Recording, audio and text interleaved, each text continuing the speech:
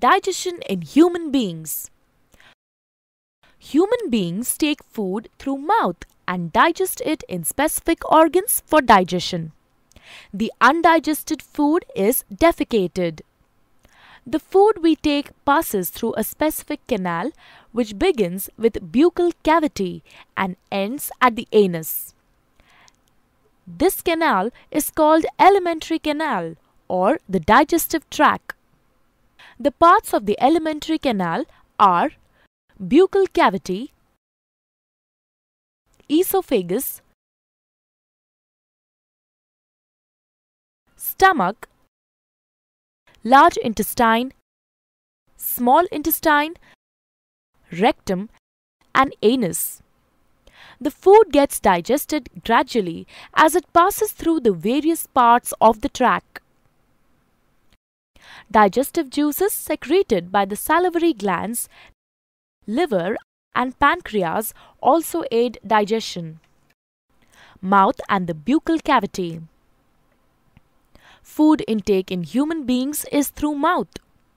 This process of taking food is called ingestion. Chewing food is very necessary for proper digestion as digestion process starts in the mouth itself. What happens during chewing? The large pieces of food we eat are mechanically broken down into small pieces. Teeth helps us in doing so. Action of saliva on food.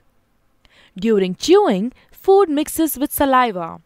Saliva is secreted from salivary glands located on the lower jaw between the tongue and teeth.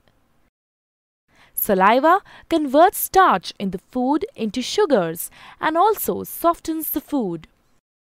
Tongue. Taste of food can be detected by the taste buds present on the tongue.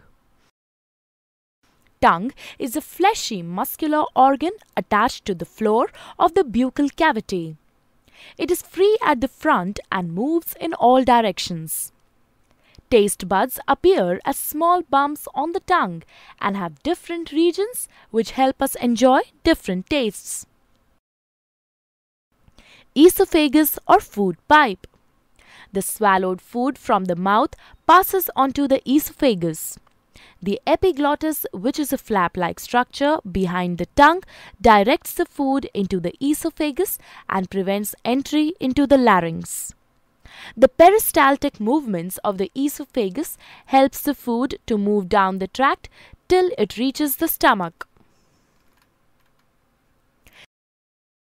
Stomach. Stomach is a bag-like structure with thick wall. It is in the shape of a flattened U and is the widest part in the alimentary canal. The food that enters the stomach is churned and mixes with the mucus, hydrochloric acid and digestive juices secreted by the inner lining of the stomach. The acid helps to kill the bacteria present in the food. It also makes the medium in the stomach acidic. The digestive juices secreted by the stomach break down proteins into simpler substances. Then the food is emptied into small intestine. Small intestine. Small intestine is a highly coiled structure and is about 7.5 meters long. As soon as the small intestine receives food from the stomach, the digestive juices from liver and pancreas are mixed into it. Liver. Liver is the largest gland in the human body and is situated in the upper side of the abdomen. To the right, it is reddish-brown in color. It secretes bile, which breaks down fats. Bile is stored in gallbladder between meals. Pancreas. Pancreas is a leaf-shaped and cream-colored gland located just below the stomach. It secretes pancreatic juice, which acts and breaks down carbohydrates, proteins, and fats. After this is completed, the partially digested food reaches the lower part of the small intestine, where intestinal juices act upon the food and completes digestion of any remaining components in food. The carbohydrates in the food break down into sugars like glucose, fats into fatty acids, and glycerol, and proteins into amino acids. The food consumed is digested and is now ready to be absorbed into the blood. Absorption of food in the small intestine. The inner wall of the small intestine has finger-like projections called villi, which have a network of thin blood vessels close to the surface.